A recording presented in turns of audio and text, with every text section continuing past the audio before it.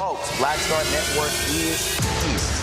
Hold no punches! I'm real revolutionary right now. Support this man, Black Media. He makes sure that our stories are told. Thank you for being the voice of Black America, Roland. Stay black. I love y'all. All momentum we have now, we have to keep this going. The video looks phenomenal. See, there's a difference between Black Star Network and Black-owned media and something like CNN. You can't be Black-owned media and be scared. It's time to be smart. Bring your eyeballs home. You dig?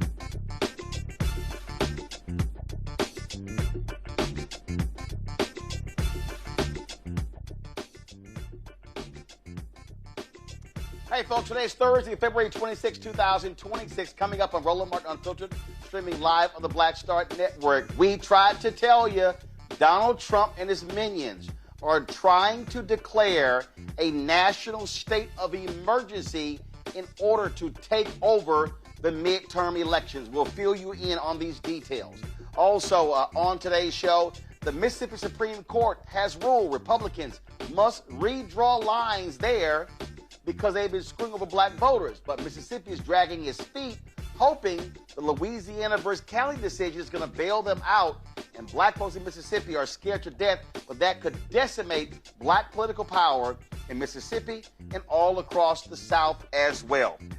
Folks, the University of Pennsylvania is offering a minor in racism and anti-racism studies in response to what's happening in the country. Also, folks, memorial services. First of all, the funeral services begin today for Reverend Jesse Jackson Sr. We'll talk to the owner, Amelie Span Cooper of WVON Radio, the only black-owned radio station in Chicago, about his tremendous legacy. Lots to talk about. I'm here in Los Angeles for the NAACP Image Awards. It's time to bring the funk on Roland Martin Unfiltered on the Black Star Network. Let's go. He's got whatever the miss, he's on it. Whatever it is, he's got the scoop, the fact, the find. And when it breaks, he's right on time and it's rolling. Best believe he's knowing.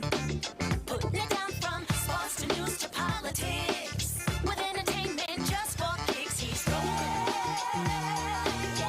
It's on go, y'all. It's Roland Martin, yeah.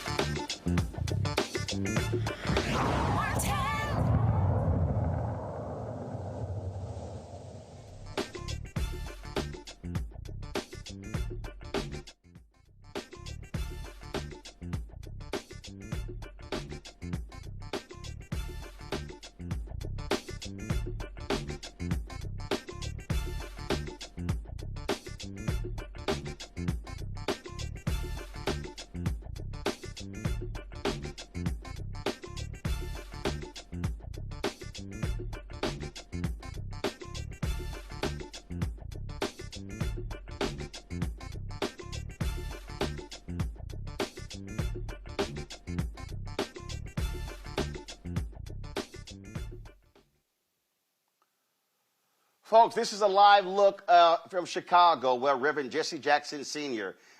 Is lying in repose at Rainbow Push Coalition. You see right there in this picture, you see former Congressman Bobby Rush. Guys, if y'all could bring the audio down some, please. You're seeing Congressman Bobby Rush there. You're seeing Reverend Al Sharpton. You're seeing Congressman Jesse Jackson Jr. I'm not sure of the woman who is standing in between Rush as well as Sharpton. Y'all can pull the music up some. I just need to be a little bit lower. And so, as I said, so today was the first day of the week-long funeral services for Reverend Jesse Jackson Sr. Again, folks are able to go to Rainbow Push to view his body. They are there greeting them. It started at 10 a.m. Central Standard Time this morning, 11 a.m. Eastern. He will lie in repose today as well as tomorrow.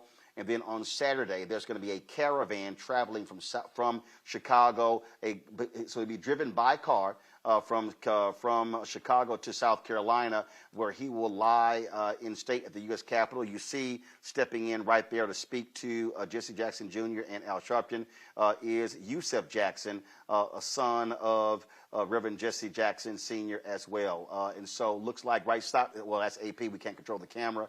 What I saw right there was Jacqueline Jackson. You see Chicago Mayor Brandon Johnson. You see right next to him is Jonathan Jackson. You see next to him is Santita Jackson. And so folks have been coming to Rainbow Push since 10 a.m. Central Standard Time this morning to pay their respects to the historic civil rights leader who, of course, passed away a week ago Tuesday at the age of 84. You see Mark Thompson there as well. I see Janice, and so many people, so many faces I'm familiar with, of course, who are friends and family of Reverend Jesse Jackson Sr. And so the public is able to come to Rainbow Push and pay their respects. We have a live stream going on our Black Star Network app as well as our YouTube channel where you can actually watch this, and it will be, as long as they are live, we will be live as well.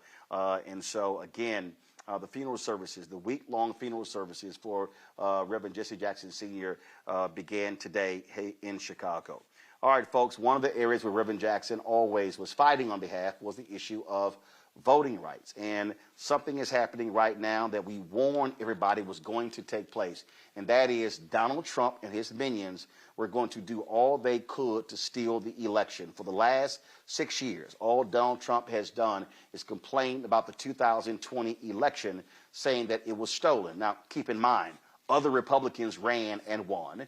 Democrats ran and won, but somehow he was the only person who was impacted by the election. All he has done is yell, rig, rig, rig. Now what we have are some 17 individuals who are now coming forward to claim that China interfered in the 2020 election. So as a result, Donald Trump should receive emergency powers to increase executive oversight of the 2026 midterm elections. They literally are saying that Trump could use the National Emergencies Act to intervene in state-led voting procedures. They argue these drastic measures are necessary to ensure what they call election integrity. Constitutional experts warn that such an action would face immediate and serious challenges in the federal court system. But these folks, they do not care. They are scared to death. Donald Trump said to Republicans last month that you guys got to hold onto the House. If you don't, they're going to impeach me for a third time. He is scared to death of being impeached. Well, if you didn't do anything wrong, why are you scared to get impeached? Because you know you've done some corrupt things since you've been in power. And so that's what we have going on here. My panel, Dr. Greg Carr, Department of Afro-American Studies, Howard University out of Washington, D.C. Reese Colbert, host of the Reese Colbert Show on Sirius XM Radio out of Washington, D.C. as well. Glad to have both of you here. Greg, listen, you went to law school, you understand the law, and these folks are down and dirty, they're nasty, they're despicable, and what they are trying to do, this action right here, is all about how can they steal the midterms. He's scared to lose the House and lose the Senate because then he can't pass anything if Democrats control one or both of those chambers. If Democrats control the Senate, They then determine his nominees getting approved. They determine if there's even going to be hearings for federal judges and Supreme Court judges. And so to have 17 of his supporters now floating the possibility of taking over the election, it shows you how desperate and corrupt these people are. Yes, sir. Absolutely. You know, I like what Ilhan Omar is referring to him as President Majnoon, an Arabic word meaning evil, mad, or fanatic. But as you say, I'm looking at the Democracy Now! Report that just dropped a few minutes ago, and he's got all these election deniers in place. This guy, Peter Ticknen, who was the attorney for Tina Peters, who we remember, of course, in Colorado, who was trying to throw out the vote, and she's serving a 9-year sentence. He's the one saying, you know, they're going to try to evoke, as you said, the National Emergencies Act and the International Emergency Economic Powers Act. You know, Russell Vought is somewhere around in this, and of course, Steve Bannon filtering around, but they're going to fail. And I'll tell you why they're going to fail, because even though you've got the complete people in the bag for him, like Clarence Thomas, Sam Alito, clearly John Roberts, who we heard in passing Trump refer to during the State of the Union, when he talked about voter ID, said, we got to do something, John, we can't let it happen. Who are you talking to? You're talking to John Roberts. But the lower courts are clearly pushing back. I think now this is where the acid test is going to reveal that there are people, regardless of their political affiliation, that are not going to allow this madman, this Majnoon, to run over all the laws in the United States. I'm optimistic that this is just not going to come to pass. Well, but here's the thing for me, Reese, and when we were sitting here trying to warn people about this thug being back in power, we kept trying to tell people this is the stuff that they would try to do, what the kind of action they would try to take. And there were a lot of black people and others saying, well, listen, I don't think they're going to go that far. And I'm like, guys, y'all don't understand. These folks do not care about the law. They do not care about the Constitution. They care about power. And so in this Washington Post story, you have these individuals. It's a 17-page executive order where they want to nationalize the elections. And Peter Ticknen, who Greg was talking about, he said, quote, we have a situation where the president is aware that there are foreign interests that are interfering in our election processes, and that the president has to be able to deal with it, including by banning mail-in ballots and inserting voting machines. Really? Are y'all serious? And so here's the problem here, Reese. I recall the 2016 election when intelligence services went to President Obama and Mitch McConnell and congressional leaders and said foreign actors are trying to interfere in the election. McConnell objected to Obama publicly coming out until after the election, and Obama did. Obama should have told Mitch McConnell to go to hell. Then, of course, we saw, and Trump, they say, oh, no, y'all kept saying Russia, Russia, Russia. Oh, it didn't exist. It didn't exist. They kept trying to deflect to China and North Korea and Iran and others. And so then you had a Senate report that actually detailed foreign interference. Senator Marco Rubio was one of the people who was on the panel where they wrote the report. He becomes Secretary of State and act like the report never even existed. These people are liars. They do not care about the Constitution. And I'm telling you, they are going to try to make this thing happen. This is not a bluff. They will try to make it happen, because if they can get away with stealing the election, they absolutely will try. Well, yeah, Donald Trump ran and he said, just vote for me and you'll never have to vote for me again. That's what he said. Oh, no, I'm not. Can you hear me? Yeah. Okay, yeah. Maybe Roland can't hear me. But okay, guys, Reese, hold on one second. Reese, hold on one second. Guys, Reese, hold on. Reese is talking, guys. I can't hear her. So I need y'all to fix that. I can't hear Reese. So Reese, go ahead and talk. Control room, y'all fix the audio so I can hear. Reese, go ahead.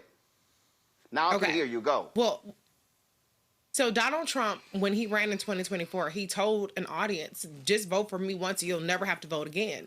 And so he's already stated what the intentions are, is to lie, cheat, and steal. Every single accusation from this administration is a confession.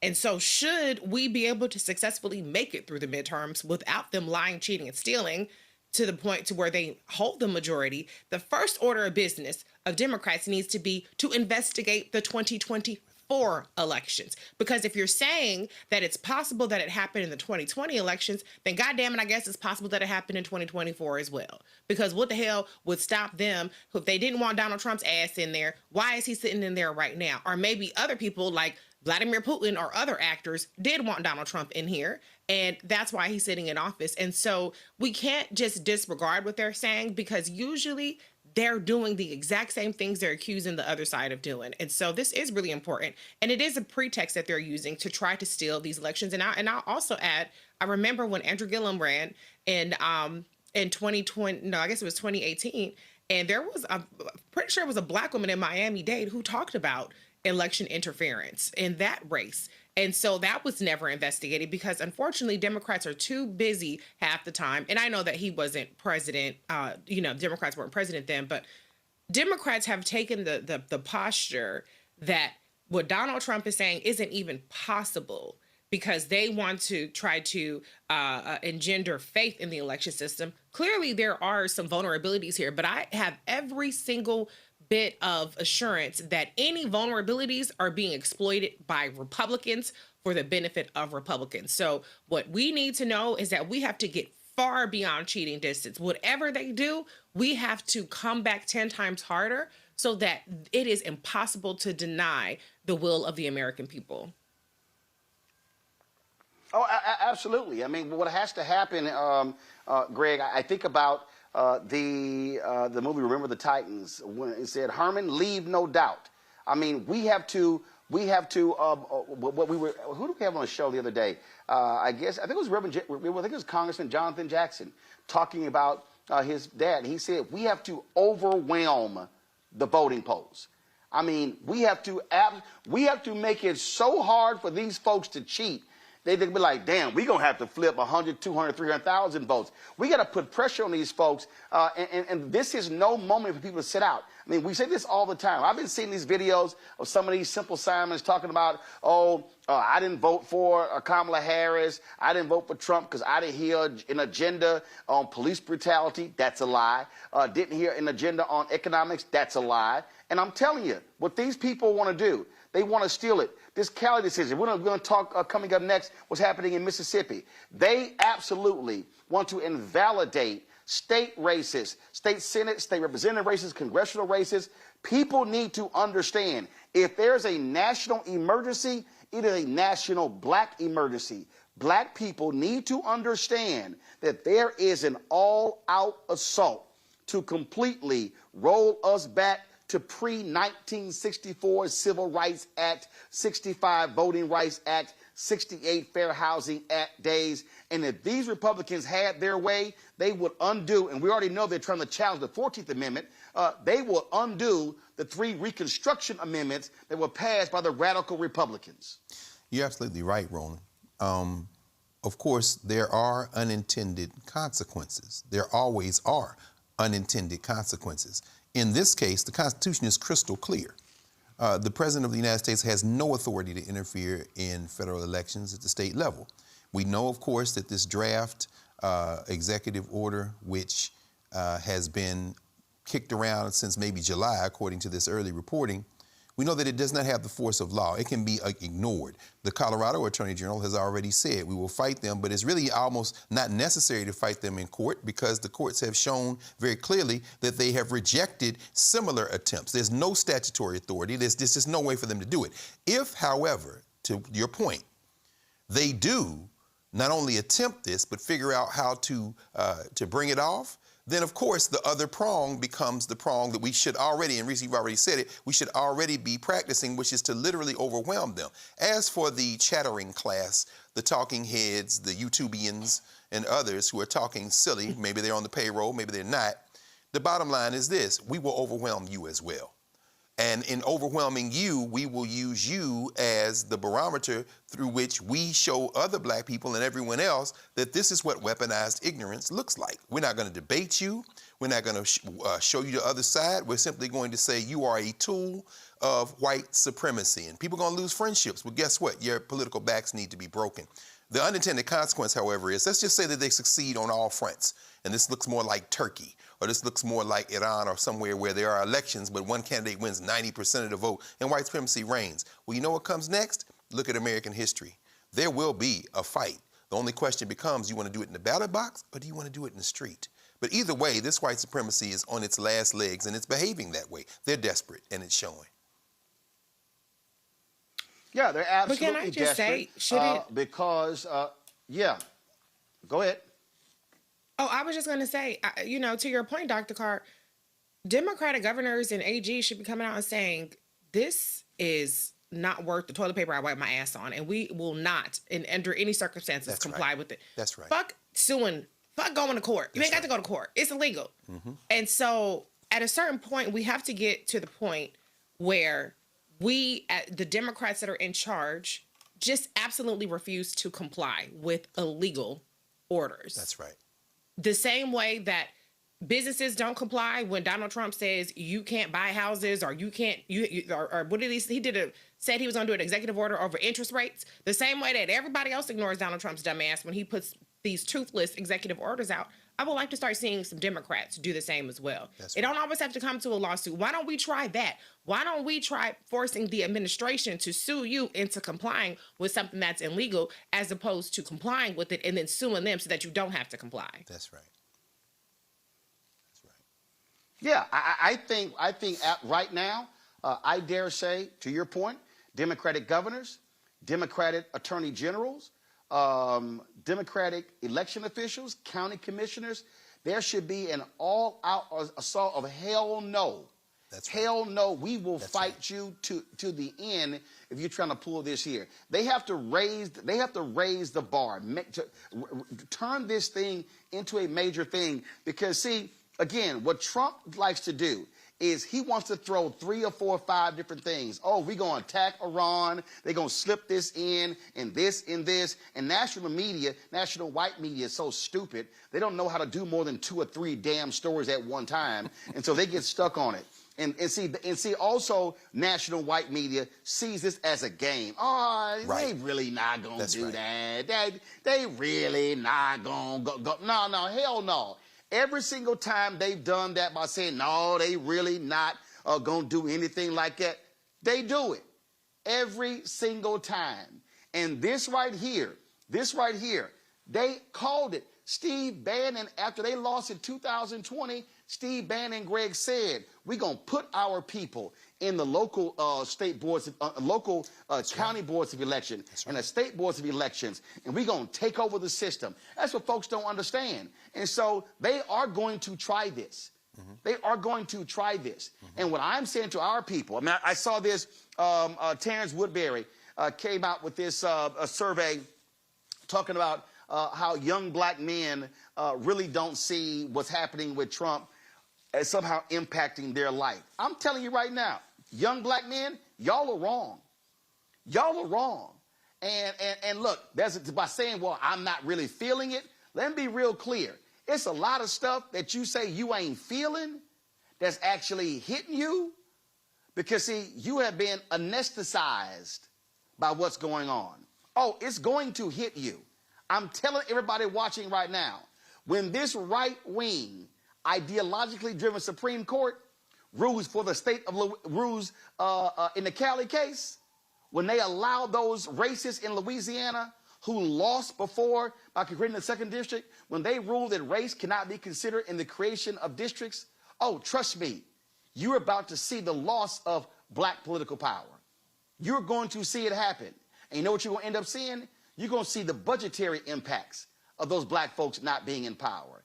You're going to see the impact in education. Oh, you're going to see it. And so I need this generation, Greg, to wake their asses up out of this stupor and to understand. Like I was just sitting here.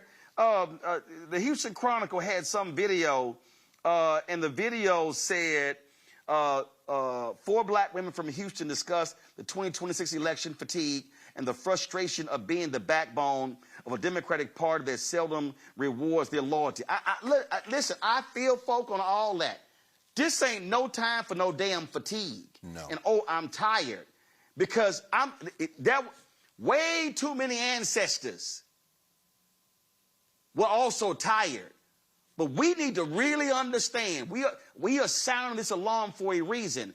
What these white supremacists want to lock in is absolutely Jim Crow 2.0. That's absolutely right. And let's just be very clear. There's a difference between power and the law, as you've said.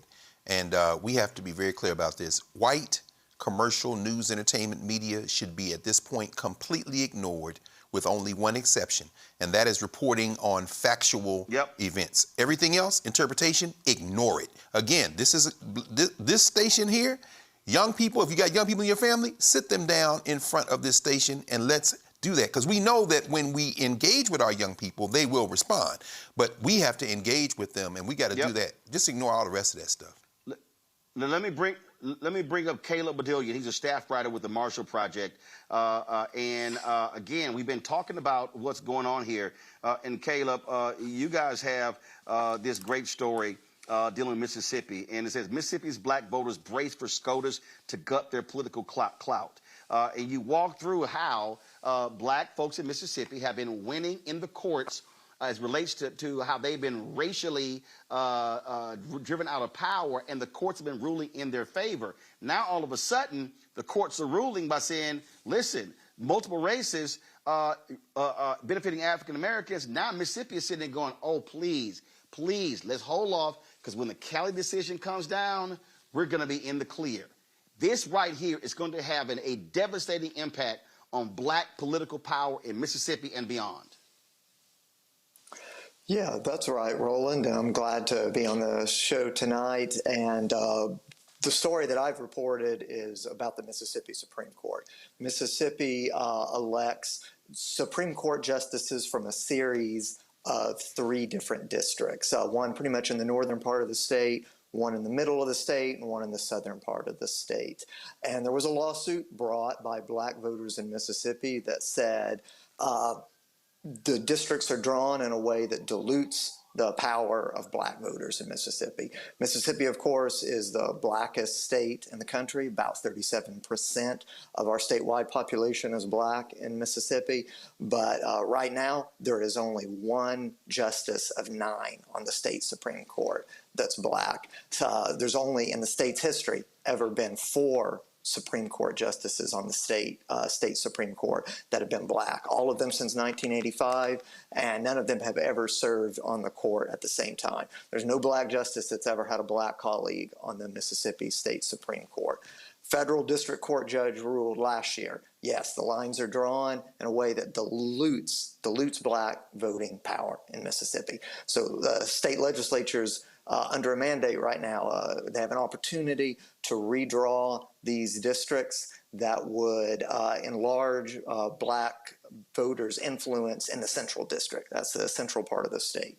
And, you know, they're moving, but not in too much of a hurry. We've had some placeholder bills introduced, and lawmakers, you know, have explicitly said, you know, we're waiting.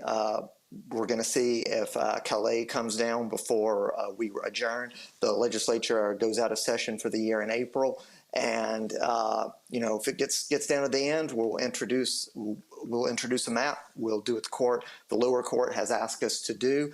But you know, that doesn't mean this situation is over.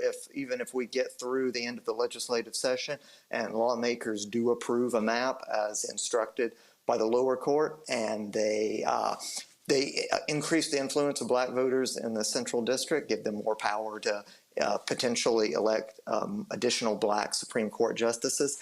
You know, that case is still on appeal before the Fifth Circuit. You know, Calais will be decided by June at the latest. And, you know, when that comes down, if the Voting Rights Act is heavily weakened, then this order is heavily, you know, it's at risk on appeal. We might never see these new maps used in an election. And see, look, we just had an election in Mississippi that reduced the Republican supermajority, and a couple of African Americans won. That was based upon a court ruling. That's right. So there was a different voting rights lawsuit that attacked the composition of our state legislative districts. And you had courts say the same thing.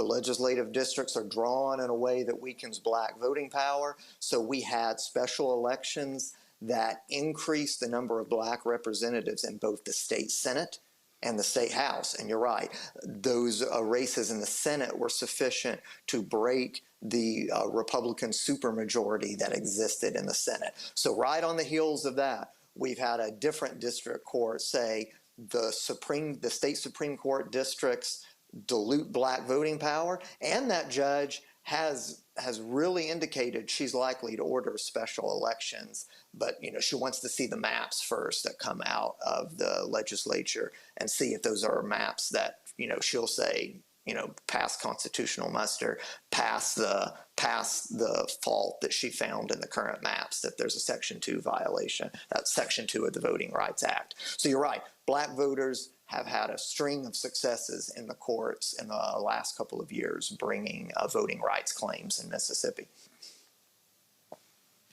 And listen, as you were talking about how they drew the lines. I mean, bottom line is we saw this for the longest in Alabama, and it was federal courts that ruled, listen, you're screwing over black voters. They had to create a second opportunity district that led to the election of Congressman Shamari Figures. They fought Louisiana. Louisiana, a third African-American, fought that. It was like, went to the Supreme Court, went back, they tried more tricks, go back, no. Then they create the second district that elects Congressman Cleo Fields, and then they came up with this other, another way to challenge it, and that's where the Calais case comes from. And so what we have seen, we have consistently seen white Republicans all across the South use the pen to screw black voters in so many different races, and without Section 2 of the Voting Rights Act, without that, we're not going to see any sort of protection. And frankly, based upon those oral arguments, this Roberts-led court, guess what? They got the votes to wipe it out, and we are going to see a massive rollback of black political power when that actual decision comes down. I don't know of any, I've not talked to any black lawyers or constitutional experts who think that somehow we're going to be able to win this case based upon the questions that were being asked in oral arguments. Yeah, that's definitely the mood among, a variety of legal observers in response to those oral arguments in the Calais case.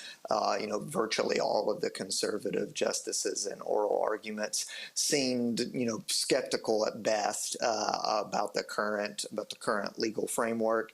There's still a kind of a question around the range of possibilities. At the most extreme, we could see a decision that just outright strikes down Section 2 as unconstitutional. There are other ways the court could probably attack the current framework while technically leaving Section 2 intact, but the end result very likely to look the same in either respect. One, that going forward it's much harder, if not just outright impossible, to win cases of the kind that we've seen black voters winning in Mississippi recently. And then at the more extreme end, depending on what happens in the decision in Calais, we could actually see either lawsuits from white voters, like we're seeing in Calais, trying to attack a minority majority or opportunity districts that already exist, or we could see, an expansion of this mid-cycle redistricting that we're seeing right now, this redistricting war in places like, Texas, California, and now, potentially Florida and other states trying to get in. Other states have gotten in on it. If Section 2 falls, it's not clear how many states or how fast they could move depending on when Calais comes down. It might not be in time for this year's elections, this year's midterms, but we could definitely see southern states eliminate currently existing black majority districts, like the district in Mississippi that's represented by Representative Benny Thompson. So we could see, many of those opportunity districts across the South that are currently, held by black representatives redrawn and eliminated. All right, then. Caleb, great reporting with the Marshall Project. Thanks a lot. Absolutely. Thank you so much for having me. Real quick, going back to Greg and Reese, again, we keep trying to tell folk they got to pay attention to all of this stuff because all of these things are moving all at the same time, Reese. So you've got the Supreme Court action, you got what Trump and them are doing, you got what's happening in the states, you got Florida trying to redistrict, you got those weak-ass Democrats in Maryland who didn't want to move. I mean, again, this is what drives me crazy about soft, weak, impotent-ass Democrats who don't understand what's going on. The other side is playing for keeps. They playing for power. You can't sit here and say, well, no, we're going to do things a certain way in the right way. They don't give a damn. This is where you got to have a whole bunch of Louise Lucases in every state saying, we going to swing, let's swing. Well, yeah, but people don't want black women in charge. I mean, that's the problem. Y'all want shit to be better, but you don't want motherfuckers that's gonna fight tooth and nail for it because she cussed too much or she wear long eyelashes or whatever the hell stupid ass things y'all come up with, or she got she got an annoying laugh, whatever. So, this is what we get when we deal in the superficial, when we deal in stupidity, as opposed to dealing with people that really are about that life. But what I will say is, when the reason why I don't call this Jim Crow 2.0, I call it Trump Crow, is because when these black districts get taken away and when black voter power gets diluted, guess what? Your white ass can kiss your Medicaid goodbye. You can kiss your SNAP goodbye. You can kiss your Section 8 goodbye. You can kiss your Social Security goodbye. You can kiss your workers' rights and protections goodbye. You can kiss every civil rights advancement goodbye, because we got that. We got that through blood, sweat, and tears, and we keep it because we vote. We are the conscience of the American electorate. And so diluting our power is going to make your life more fucked up, whether you realize it or goddamn not. Greg, if folk out there are saying, hey man, this ain't gonna really impact me, I want everybody to be on record. We are on record right here at 6:37 p.m. Eastern on February 26, 2026. We gonna say a big ass hashtag we tried to tell you. We are, and it's going to be necessary to do. Holly Green often says sometimes movements skip a generation. In this case, maybe 2 generations. And as we heard the good brother Damon Hewitt say on Tuesday night in the State of Our Union, Damon said, things are going to get worse before they get better. In the case of Mississippi, let's say that the Calais case, in fact, does kick the teeth out of Section 2 of the Civil Rights Act. That means the lawyers are going to go back and try to preserve salvage some of Judge Aycock's opinion on new legal grounds. They're going to push to try to maybe get those adopted maps. Maybe they will fail. But here's the end game, seems to me. When folks like Latasha Brown or Cliff or April Albright say that we must emphasize the South, I agree with that. And I'll add this, we must emphasize the cities. There should be no supermajority white nationalist legislatures in the South, even with the extreme gerrymandering, if we will do what you and Reverend Barber and our good brother Gary Chambers out of Louisiana say, which is vote our numbers. Maybe they will have a white nationalist majority in those states, and I'm not at all sure of that because I don't even trust that Mississippi is as low as 37% black. I'd say at least 40% or more. But either way, we can stop them from running through at the state level these supermajority bills and legislation. Now, Atlanta, Jackson, Mississippi, Birmingham, New Orleans, you name it, go through the South. Charlotte, you go through the South. These cities are not white nationalist cities. Even as they can hamstring them at the state level when it comes to funding, and even if they continue to capture the federal legislature in terms of funding, the cities then become our place where we push back and where we consolidate power. It does, however, finally have to be based on this. When the white nationalists have shown you who they are, you must treat them as what they are, enemies of our common humanity. There will be no consensus. There will be no attempt to wrangle some form of crossing the aisle. No, now it is an all-out war, and we control the cities. At that point, let these rural whites who decide that they're going to vote against their interests because they want to embrace their white supremacy, let them eat it.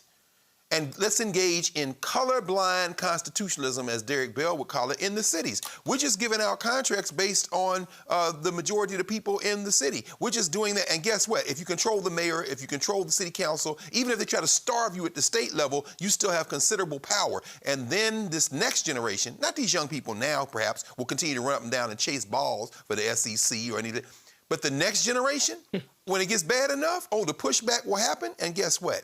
At that point, I don't know what happens to the United States of America, but I suspect we will be just fine. Folks, hold tight 1 second. Going to a quick break. We come back. We'll talk with Melody Span Cooper, owner, WVON Radio, about life and legacy of her longtime friend, Reverend Jesse Jackson Sr. You're watching Roland Martin Unfiltered right here on the Black Star Network, live in Los Angeles, where I'm attending the NAACP Image Awards. We'll be right back. With medicine and science under attack, I want to keep you and your family informed and healthy. I'm Dr. Ebony Hilton, and I knew at the age of 8 that I wanted to be a doctor. So I studied hard and became the first African-American female anesthesiologist hired at the Medical University of South Carolina since its opening in 1824. And I always say I was made into a doctor, but I was born to be a mom. And as a new mom, wife, sister, daughter, and friend, I understand how frightening a medical crisis can be. I care for individuals on some of the worst days of their lives, and it's my mission to provide you with a safe space to gain clarity on issues affecting your mind, body, and soul. I recognize that there are health disparities, particularly as it pertains to race, and I want to help bridge the gap between you and your healthcare providers. Join me every Thursday for Second Opinion on the Black Star Network, where each week I'll invite experts from various medical fields to share the latest health news. We'll discuss topics such as the vaccine debate, mental and sexual health, medical bias, infertility, menopause, andropause, nutrition, and aging. Together with my medical colleagues, we aim to provide you with a second opinion. Don't miss it, Thursdays only on the Black Star Network.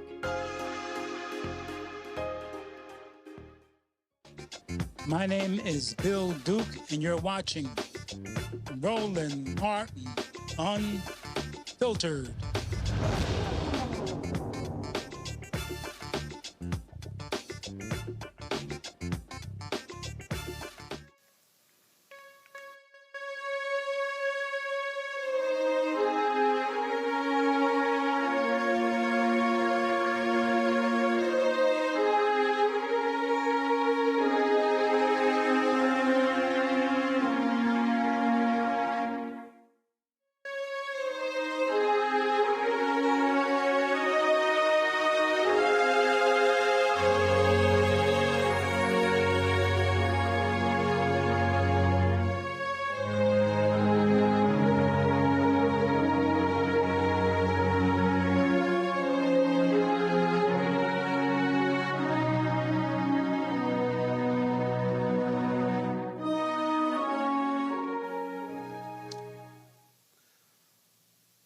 Folks, we open the top of the show with a live feed of the Lying in Repose of Reverend Jesse Jackson Sr. at Rainbow Push.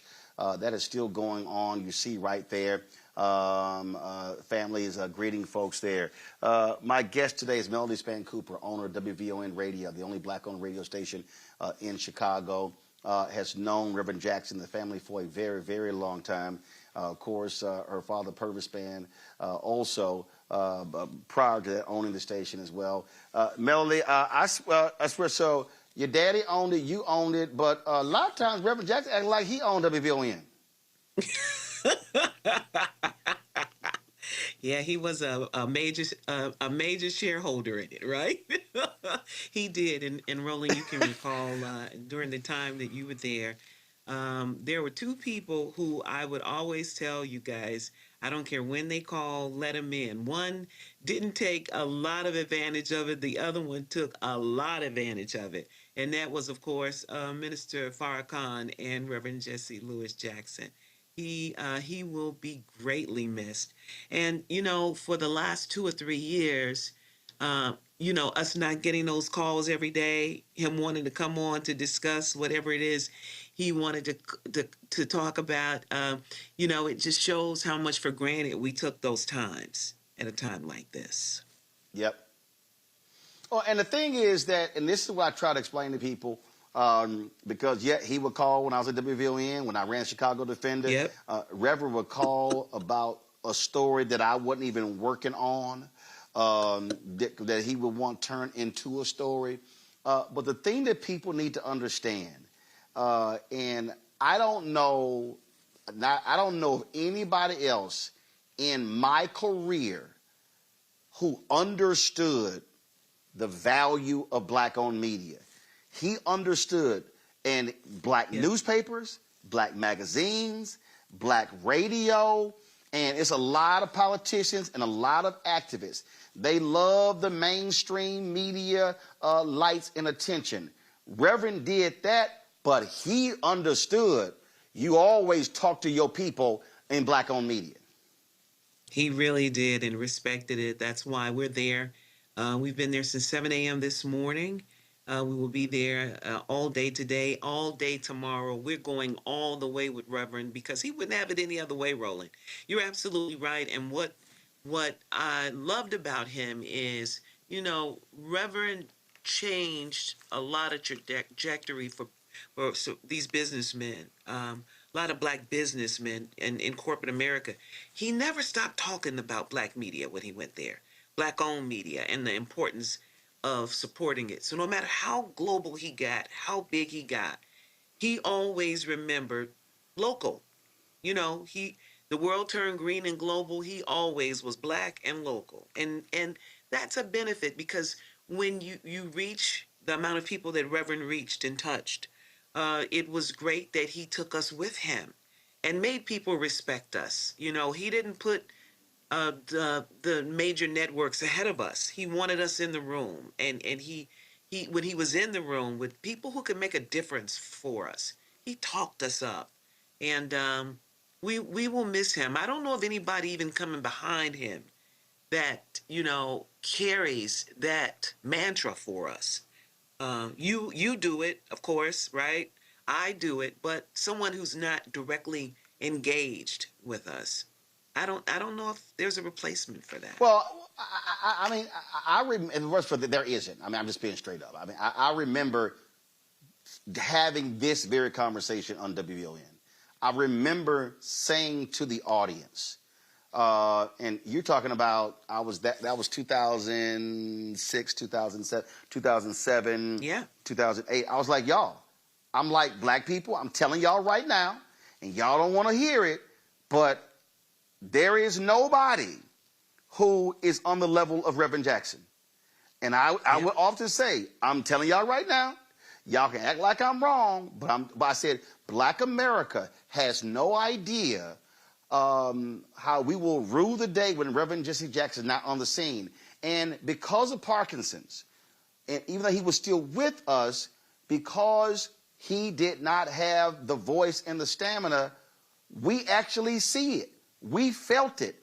And people thought, I'm like, people are, oh man, you just saying that. I'm like, no. I'm like, y'all don't understand. And what I said before, when we had the night he passed, I said, I think part of the problem, Melody, you alluded to it, that because he was ever present, omnipotent, always on the scene, we absolutely took for granted his presence.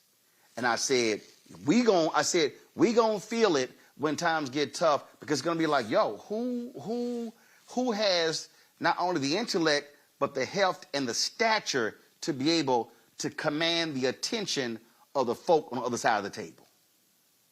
You are absolutely right, Roland, and I know you've been showing it all day, but if you could see the lines in Chicago to come and pay tribute to him, it's so touching, because I remember Reverend going to different boycotts in Chicago. It didn't take much to get Reverend to support or stand up for you, right? If no matter how big the cause, Reverend was going to be there, and to see people turn out all day the way that they've turned out, it's just been amazing. And I was thinking as I was watching it early, I was like, we could have only turned out in life for him that way, and that's what happens. I remember I interviewed Reverend in 2013, right around the 50th anniversary of the I Have a Dream speech. And we talked about at the end of Dr. King's life how, there weren't a lot of followers for him. And Reverend talked about how that happens in life. And then when they pass, they become martyrs. They almost become martyrs, right? And how we take the presence of such powerful men so for granted when they walk amongst us. And so we're experiencing that now. But to see his eloquent children, these 6 vessels are just so amazing how they have stood up and represented him over the last week. And I'm sure until the next week. That's his true legacy. And so with those 6 dynamic young people, I think we will be okay. Yeah, and before I go to my panel, before I go to Greg and Reese, it's real simple, y'all. It's called doing the work. This is not about the difference between, and then again, I just think people, I remember a lot of the comment, man, every time you see him, he on television, he just on the radio. No. It's called the work. He was doing the work.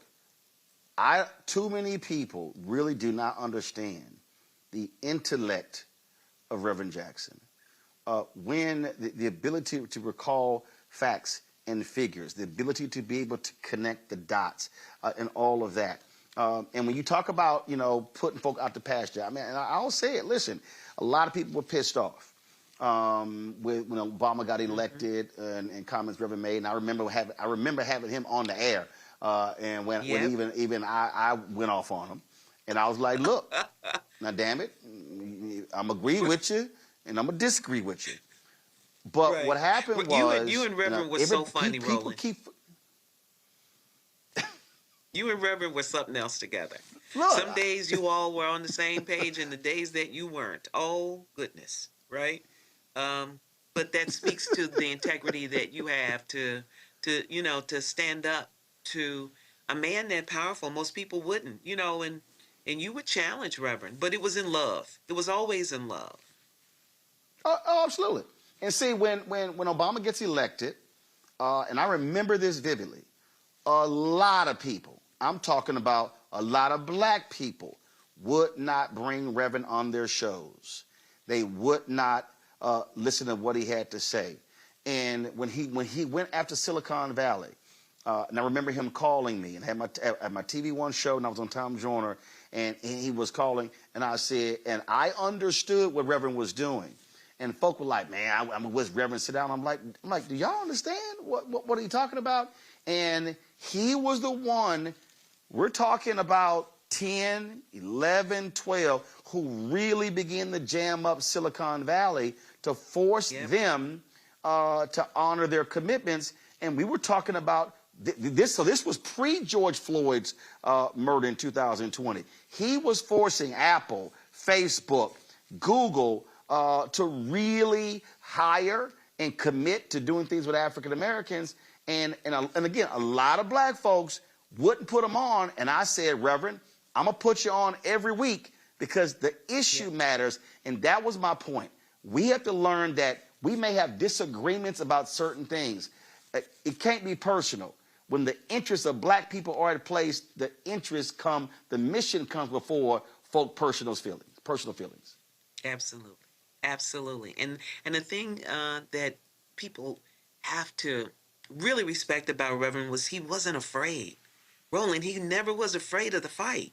I think about Nike. If you recall when he challenged Nike, when I was a kid here in Chicago, there was a food chain called A&P. And there were many stores throughout our community, and they were selling rancid meat.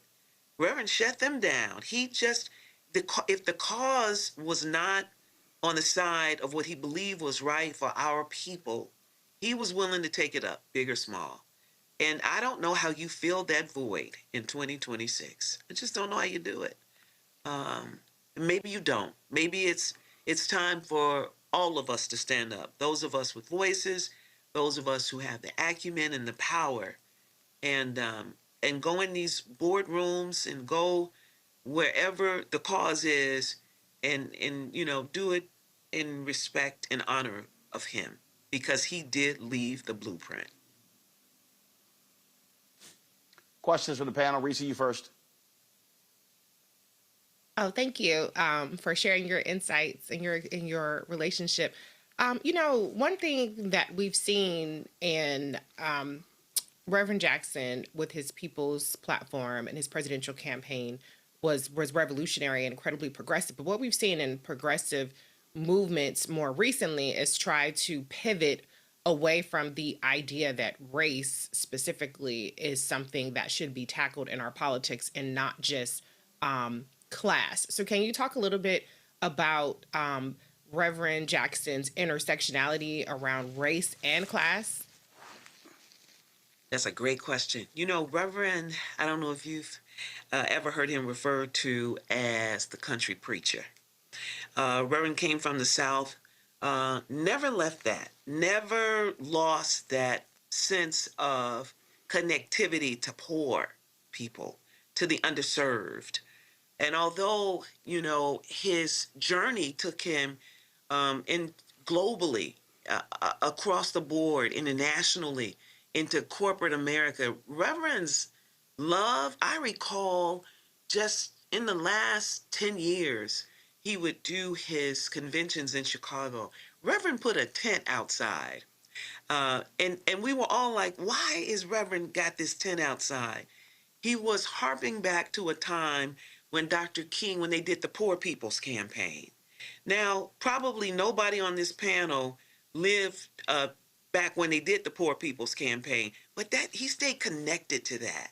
He stayed connected to people who you would think as he had moved forward, he might have moved away from. Never that. And I think that's what made him so special. The simple things, the way he walked around Chicago in stores and in restaurants and with children. I remember when we moved to the South Loop, and there's a nursery school in the building. And Reverend came out, and many of the parents was like, oh my God, that's Reverend Jackson. And he was like, come let the kids take a picture with me. This has been in the last 8 years. So it is so much the fiber of who he was authentically. He never left it. And I think that is, and very few people can move across spectrums like that. Reverend was one that could. Rob Blagojevich, who was the former governor of Illinois, was on earlier this year and talked about when they went to Serbia. And you remember that, Roland? And he brought back some hostages. And he talked about Reverend's ability to negotiate at a level that he had never experienced or never seen. Imagine that Reverend Jesse Louis Jackson and the Reverend Jesse Louis Jackson who was on 50th and Drexel for the last 60 years, right? Working with people in the community. It's just been magical to watch him be able to navigate those worlds like that and do it so authentically. So yeah, that's how I would kind of explain that. Great.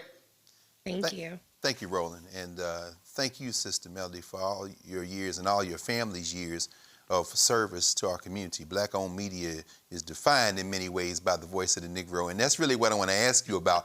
Not just Jesse Jackson's influence, but your family's influence in WVON. I'm thinking about interviews that I've watched with history makers. I know you've done one with my friend Larry Crow, but Cecil Hale talking about how it was WVON that kind of gives him that nickname, puts the floor under him with the Black Expos and covering him in Cicero, mentioning his name in all the news stories. And your father, of course, it'd have been this great Purvis Spann talking about being on, on the air 87 straight hours raising money for Martin Luther King. And then when Jesse comes with Operation Breadbasket, doing the same thing. Could you talk a little bit about how WVON plays a role in the development of the Jesse Jackson that the rest of the world now knows? And thank you.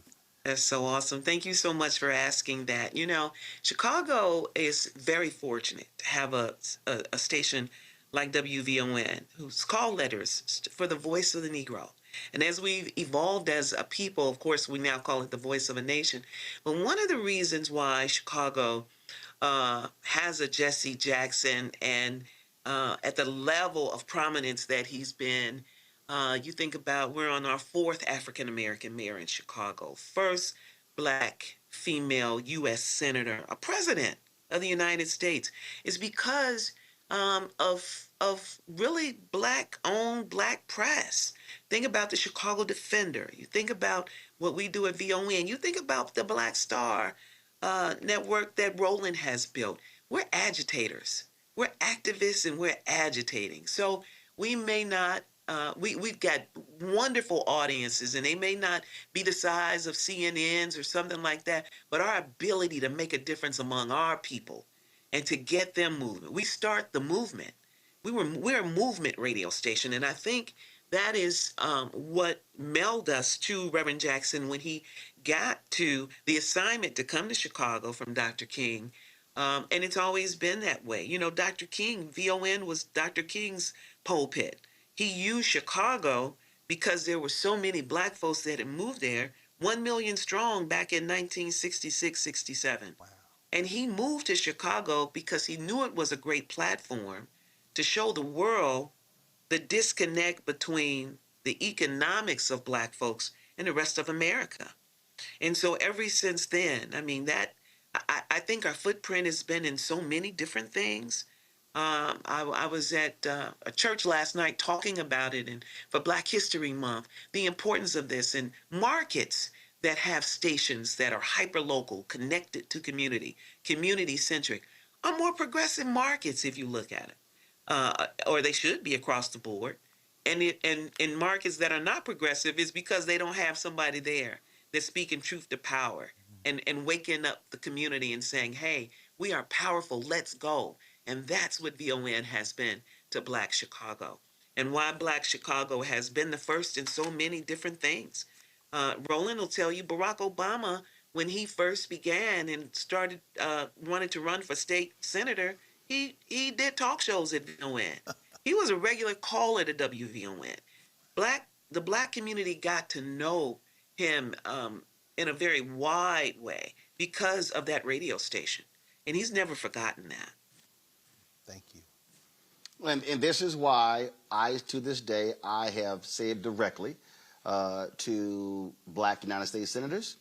I've said this to black preachers and to other folks who are activists. You can chase the New York Times. You can chase CNN. You can love MSNBC.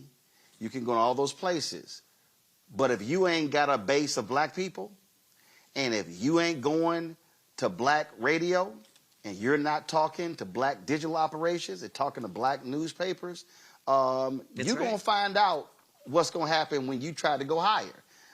And I listen. I tell these folks, I'm like, I don't care. I remember that was during the Black Lives Matter movement, there was this one group, and they came out with this big old plan, and they gave the embargo to the New York Times. And I cussed their ass out. I said, how y'all got a plan that's centered around black people, and you take that shit to the New York Times?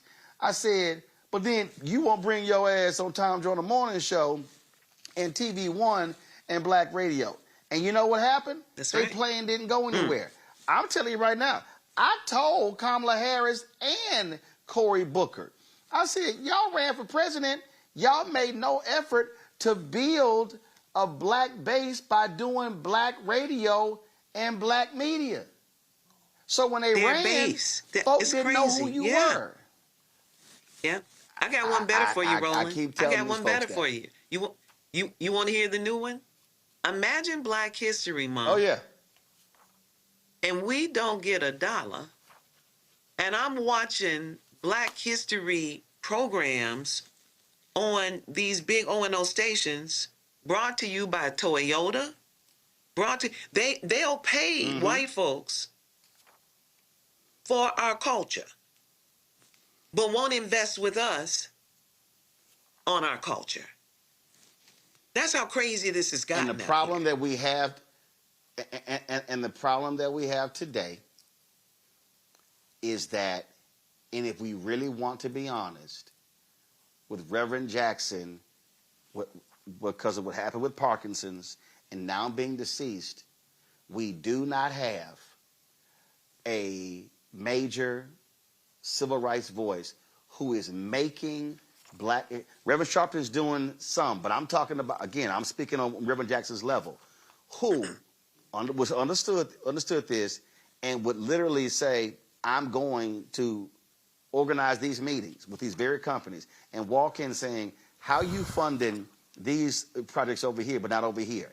And that's what I told I kept saying to black people.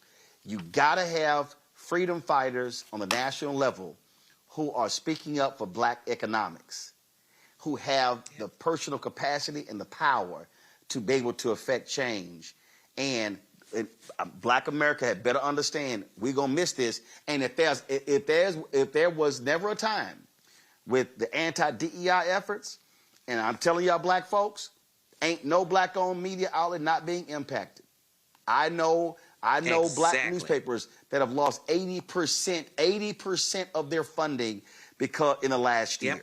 And so with Trump there for the next 3 years in the attacks, if there was ever a moment, and I'm here at the NAACP Image Awards, if there was ever a moment for black civil rights groups, that's talking to you, Derek Johnson, NAACP, Mark Murriel, National Urban League, Reverend Al Sharpton, I'm talking about, and then other groups, if there was ever a moment, Samantha Tweedy, Black Economic Alliance, Global Black Economic Forum, Alfonso Marsh, if there was ever a moment, this is the moment to step up and say, we are going to answer that call to further the action going from Reverend Leon Sullivan to MLK, morphs into Operation Breadbasket, Reverend Jackson morphs into Push, and then now we're in 2026. Because if you ain't got black folks nationally fighting for black economic inclusion, then you can guarantee we will be left out of this economic pie. Melody, always a pleasure. I appreciate it. My team will be in Chicago next week. We shall cross paths. I will see you there. I'm in Atlanta right now. My aunt passed it, and I've been in traffic all day. How do people live here? Anywho, I will see you next week in the Chi. Looking forward to it. Absolutely. All right. Condolences to the family. I look forward to seeing you next week. Thank you so very much. All right, folks. Listen, Greg is going to take over the show for me from here. I got to run and go do some stuff. But that point right there, I'm telling y'all, listen, I had this conversation when I was getting a bite to eat earlier. Y'all, if there was a moment where black people are going to have to circle the wagons, it is now. Y'all heard me say a year ago that there's a massive effort to defund black America. I cannot yell this louder from the rafters that what we are seeing is an attack on every facet of black America. These people, I came across this clip, I think I sent it to the control room, and I'm going to deal with this here. There was this Negro preacher, this sorry, lame-ass Negro preacher who literally said from the pulpit that the demise of the black family began with the 1964 Civil Rights Act. And I replied on Twitter, I said, you dumbass, that was a public accommodations bill. That was a bill that dealt with us being able to stay in hotels and travel, interstate travel on buses and all sorts of different things. But why do I find that ignorant Negro preacher to be so wrong? Because that's the same language that the white supremacists are using, because they have been saying that black America, or that America, the downfall of America began with the 1964 Civil Rights Act. And so I need black folks watching to understand, and I know Greg and Reese are going to talk about this Pennsylvania, what they're trying to do there with this major and some other stuff, but I need people understanding, people watching and listening to understand. What we are witnessing is white conservative anger at black progress, at black success. And so their sights are absolutely on the 64 Civil Rights Act, the 65 Voting Rights Act, the 68 Fair Housing Act. Donald Trump is using a Negro in Scott Turner to undermine the Department of Housing and Urban Development. They have no desire to investigate police officers who shoot, kill, beat, and maim black people. They have no desire for HUD to investigate racism and discrimination. They have no desire for the Department of Commerce to investigate discrimination when it comes to Wall Street and other companies. You're not going to see a strong SEC. You're not going to, they already are destroying the EPA and environmental justice. Folks, there's a bullseye on the target of every black person in this country. And we had better wake up to what's going on, because it is real. The attacks are real. And repercussions are going to be real. And that's why voting matters, but voting is just one part of the process. This is a moment where we've got to be taken to the streets, organized and mobilized, putting pressure on systems. This is not a time for us to say that we are tired. This is not a time for us to be saying, oh, I want to sit this one out. Because our nieces and nephews and our children and grandchildren cannot afford for us to be on the sidelines. Folks, support Roland Martin Unfiltered with your resources. We require your help to do what we do. We don't have millionaires and billionaires. I'm out here in L.A., but trust me, there are only 3 entertainers who have supported this show in 7 years, just 3. So we can't count on our future by relying on entertainers and athletes. It's regular, ordinary people, and I thank y'all. 37,179 donors and counting have supported this show. If you want to contribute via Cash App, use the Stripe QR code. That's also for credit cards. You see it right here. Use that. Also, checks and money order, make it payable to Roland Martin Unfiltered, P.O. Box 57196, Washington, D.C., 20037-0196. PayPal's R. Martin Unfiltered, Venmo RM Unfiltered, Zelle, RolandSMartin.com, Roland and RolandMartinUnfiltered.com. Going to a break. We come back. Greg Carr, Reese Colbert, they will take it away for the rest of the show. I'll see y'all tomorrow. Back in a moment.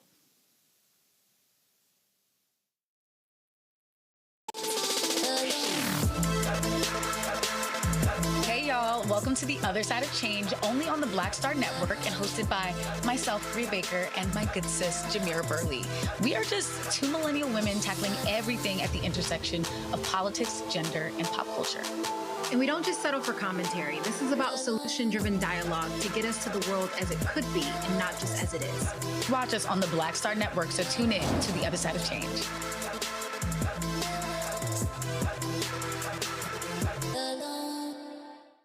I'm Brittany Noble, Midwest-born, HBCU educated with experience in newsrooms across the country. Well, I've teamed up with Roland Martin to bring to you The Breakdown. This isn't just news. It's our stories, our voice, our community. Join me for The Breakdown, Monday through Friday at midday, only on the Black Star Network. On a next, A Balanced Life with me, Dr. Jackie, a relationship that we have to have. We're often afraid of it and don't like to talk about it. That's right, we're talking about our relationship with money. And here's the thing, our relationship with money oftentimes determines whether we have it or not. Balancing your relationship with your pocketbook, that's next on A Balanced Life with me, Dr. Jackie, here at Black Star Network. Pull up a chair, take your seat. The Black Tape with me, Dr. Greg Carr, here on the Black Star Network. Every week, we'll take a deeper dive into the world we're living in. Join the conversation only on the Black Star Network. What's up? It's Talib Kweli. I'm CEO. This is the Black Star Network.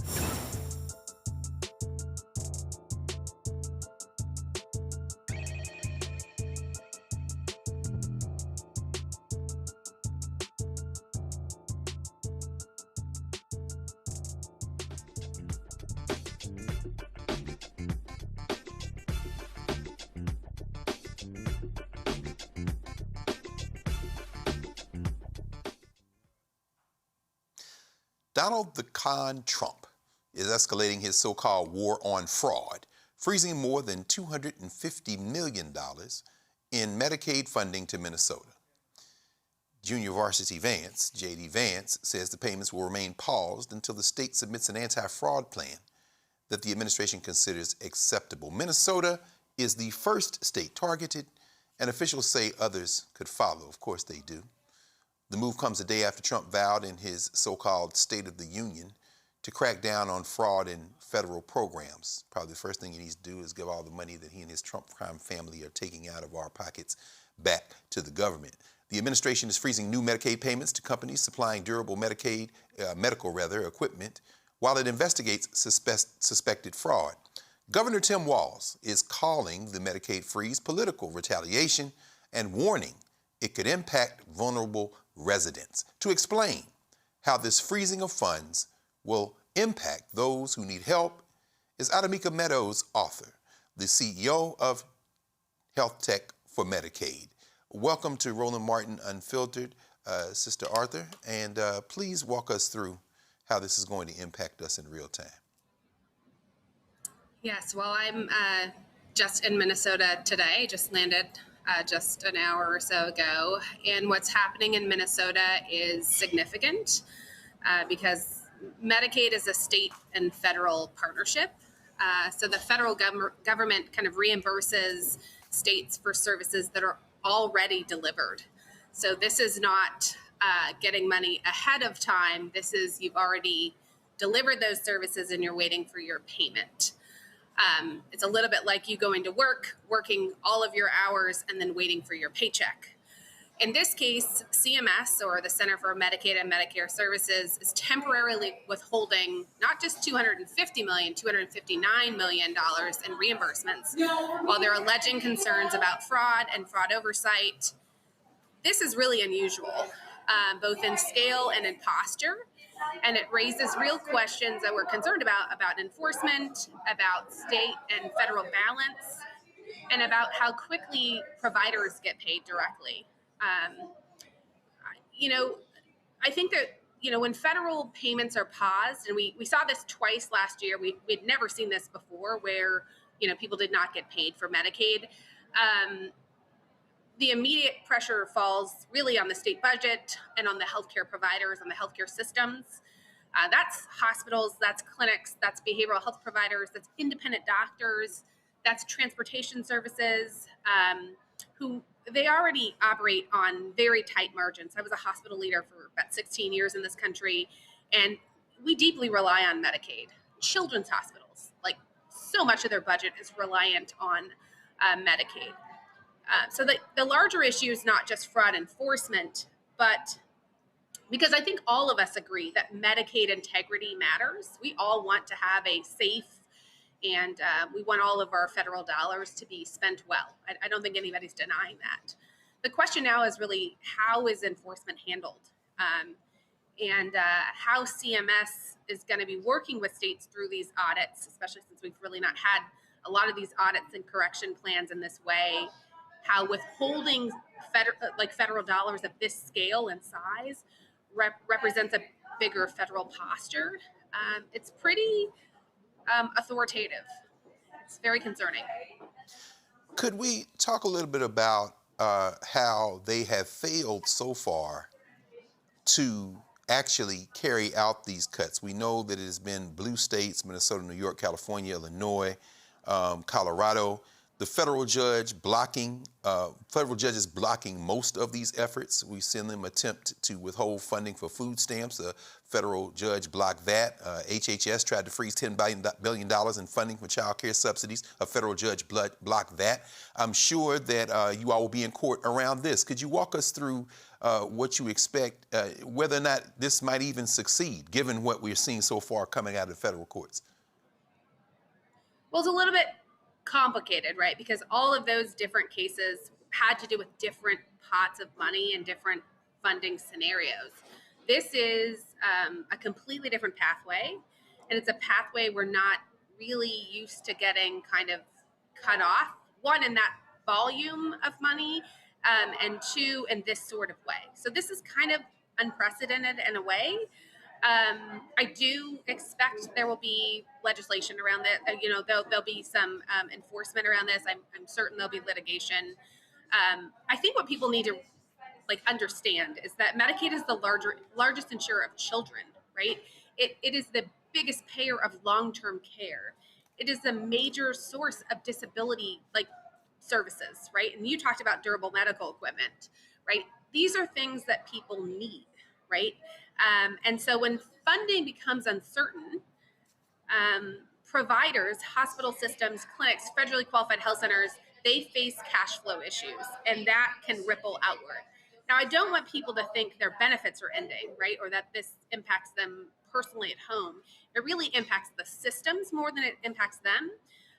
But if you're a small mom and pop, provider, it'll hurt much more. You don't have cash reserves. You don't have, 100 and 150 of days cash on hand to dip into. People will probably have to take personal loans out. This will impact people's lives significantly. So as of now, I'm sure benefits will continue. I'm certain the state has, some reserves. I'm sure other states will open up coffers. This is a blue state, and Minnesota has just been under fire. Let's just be real. We have seen so many of us are really feeling the pain of the just assault on the state. But I think the prolonged deferrals or even, litigation, that could create additional strain. I think the other thing to think about is the larger national implications of what this could mean for other states. That's very important. Yeah, like you said, I mean, just the disruption alone, and thank you when you opened up, you kind of put front and center the fact that nobody wants waste, fraud, abuse. But in this case, am I wrong to say what's being reported that there's no evidence of any of this that has been put forth by them? Is that true?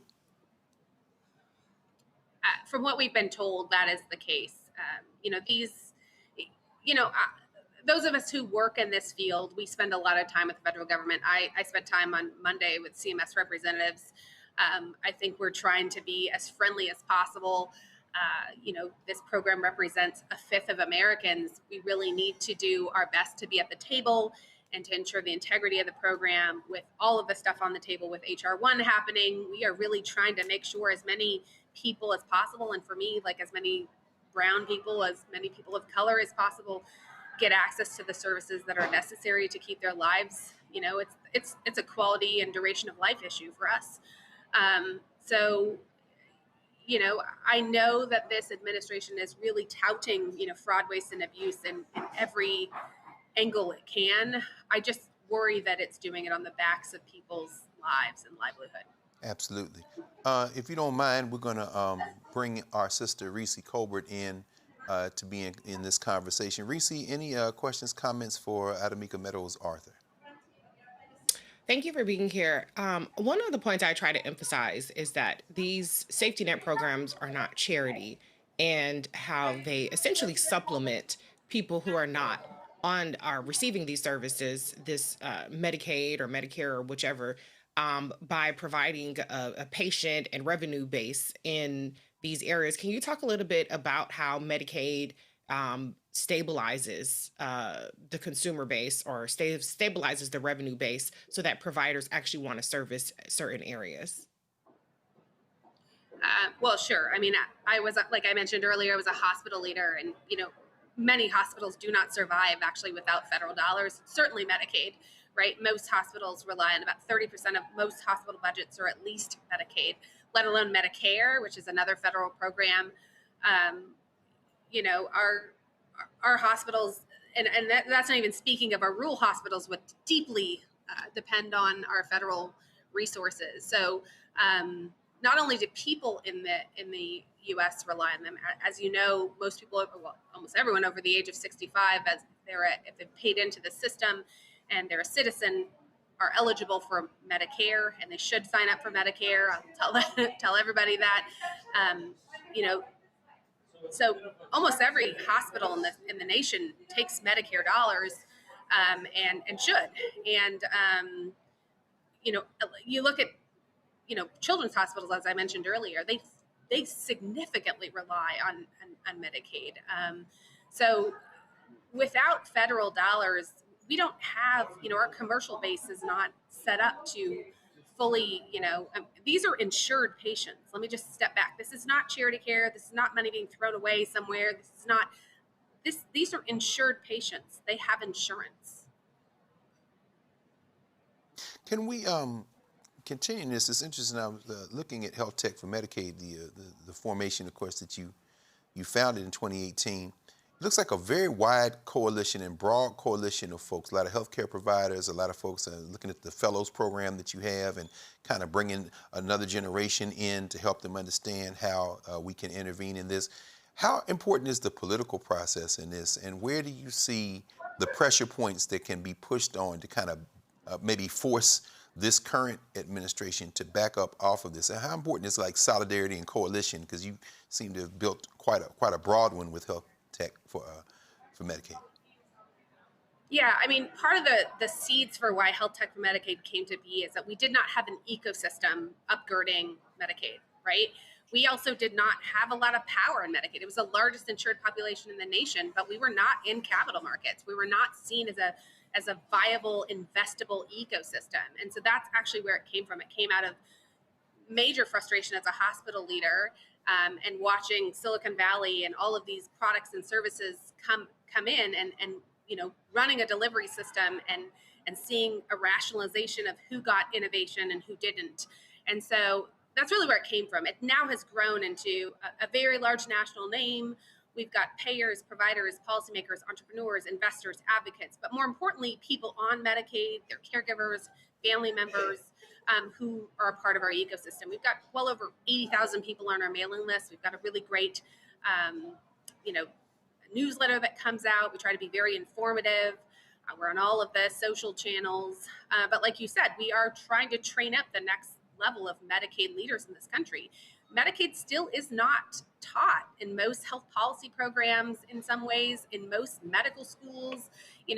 Most people are not really, it's still shunned in some ways, even though it's the largest insured population in the US. There is a lot of stigma, partially because when these programs were started in 1965, we called one care. That sounds lovely. I care for someone. And one was called aid. And that didn't sound so great, right? And so there is stigma behind, poor people on Medicaid and older individuals on Medicare. And while those stigma, there's not a lot of truth to that. There's a lot of people that you would not anticipate that are on Medicaid. 1 in 5 Americans, it's your neighbors, it's your friends, it's who you go to the grocery store with. It's a lot of people, even with means, they just have a disability or they have a condition that would allow them to have those sorts of benefits. Absolutely. Well, I mean, ultimately, this very human problem, one that we will all face in our lives as we go through our life journeys.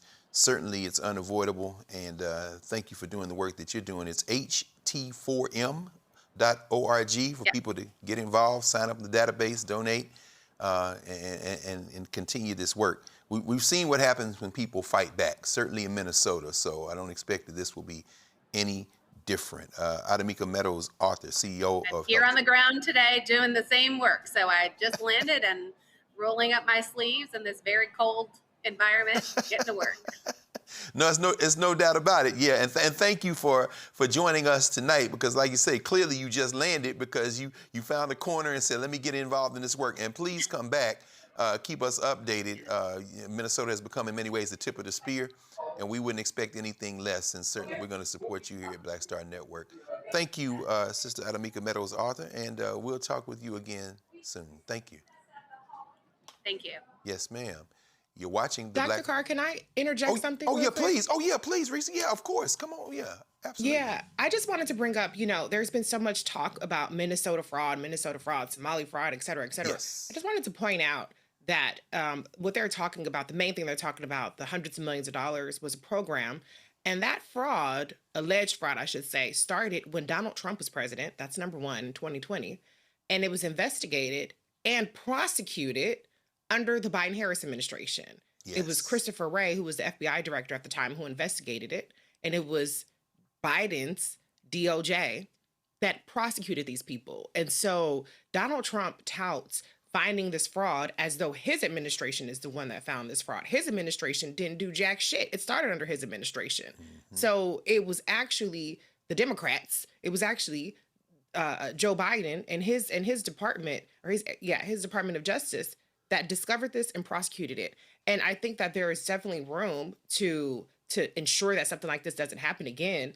But make no mistake about it, that fucking idiot Kash Patel, who is too busy taking private jets all around the world, and so busy that even Charlie Kirk's killer couldn't have been investigated quickly enough because Kash Patel was rolling off somewhere in a private jet. That's right. He ain't find nothing like this. They are not even competent enough to discover the kind of fraud that they are touting that the other guys discovered. So any kind of fraud under this administration is probably going to be balls to the walls with them under it. And the last thing I'll say is, you know, they talk about withholding $250 million in Medicaid payments to Minnesota, which is bullshit. But Donald Trump has pardoned criminals who are responsible for hundreds of millions of dollars of fraud. And his pardons have cost Americans over $1 billion in restitution that no longer has to be paid as a result of his pardons. And so this administration is completely full of shit when it talks about going after fraud. He has rewarded fraudster and fraudster. All they have to do is cut a check to a Donald Trump campaign or buy some crypto, and Donald Trump will sign on the dotted line to let them get away with all kinds of fraud and all kinds of illegal behavior. That's absolutely right. Thank you, Reese, for pointing that out. And like you said, under the Biden administration in September 2022, the FBI has made the first arrests, I guess, in September, and they said the Justice Department under the Biden administration charged 48 people with stealing $240 million for exploiting child nutrition program during the pandemic. But of course, the money was flowing fast and free. Ask Matt Gaetz and Marjorie Taylor Greene about money that they got during the pandemic. So. But yeah, thank you for making sure that we understand that this is not a new story and that it shouldn't be trained on the Somalis of Minneapolis and of Minnesota, over 100,000 largest diaspora Somalis in the world. And you're absolutely right. The Trump crime family, while we've been on the air, in fact, the news dropped that Netflix is pulling back its offer after David Ellison and the Trump-supporting white nationalists of Paramount have sweetened their deal, along with a lot of money from outside the country, as Jared Kushner and Steve Witkoff are over there trying to figure out how to shake down Iran for more money. Apparently, the Saudis and the sovereign funds that are able to pour into Paramount have now on the verge of buying CNN and buying Warner, which means I'm canceling all subscriptions. But at any rate, I don't watch CNN anyway. But yeah, like I say, you want to talk about money and fraud? Yeah, you probably should look somewhere else. So yeah, thank you. Thank you for making sure that we understood and understand that. You're watching the Black Star Network, Roland Martin Unfiltered, and we will be right back.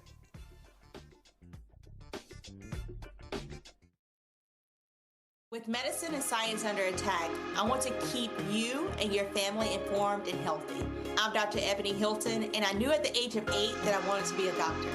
So I studied hard and became the first African-American female anesthesiologist hired at the Medical University of South Carolina since its opening in 1824. And I always say I was made into a doctor, but I was born to be a mom. And as a new mom, wife, sister, daughter, and friend, I understand how frightening a medical crisis can be. I care for individuals on some of the worst days of their lives, and it's my mission to provide you with a safe space to gain clarity on issues affecting your mind, body, and soul.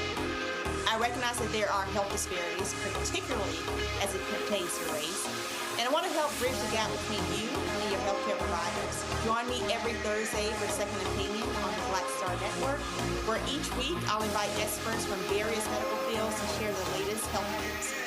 We'll discuss topics such as the vaccine debate, mental and sexual health, medical bias, infertility, menopause, andropause, nutrition, and aging. Together with my medical colleagues, we aim to provide you with a second opinion. Don't miss it, Thursdays only on the Black Star Network. How you doing? I'm Mark Curry, and you're watching the Black Star Network. That's why I got these glasses on, because that black star is bright.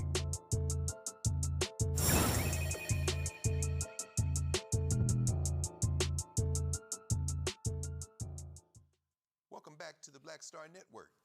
Make sure that you all support the Black Star Network. You heard Roland, who's out at the NAACP Image Awards. The Black Star Network should sweep the awards every week, but then, or every month or every year. But, sometimes there's no accounting for how those things are done. But we know that the Black Star Network is the leading source of news for our people and for a lot of other people as well. So please support the Black Star Network. Let's go to Philadelphia. Let's go to Pennsylvania for a moment. Arcadia University in Pennsylvania is now offering a minor in racism and anti-racism studies aimed at training students in advocacy and action against racism.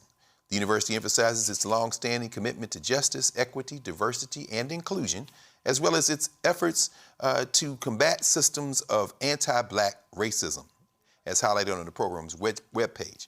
It asserts that this program is particularly important given the current political climate. Conservative critics and think tanks have criticized curricula centered on diversity, equity, inclusion as one-sided and dismissive of ideological diversity. Reese, this attack on universities has been relentless. We did get some good news out of New Hampshire a few days ago. The American Civil Liberties Union and the ACLU of New Hampshire was able to go to court, and we see that this Dear Colleague letter, this foolishness that came out last year, has been completely neutralized, so we don't have to worry about that. But still, there's a chilling effect. K-12, universities, what's your sense of this continued assault on curricula, and in this case, Arcadia University pushing back and saying, no, we're going with our full chest forward? Should more schools try to follow that example?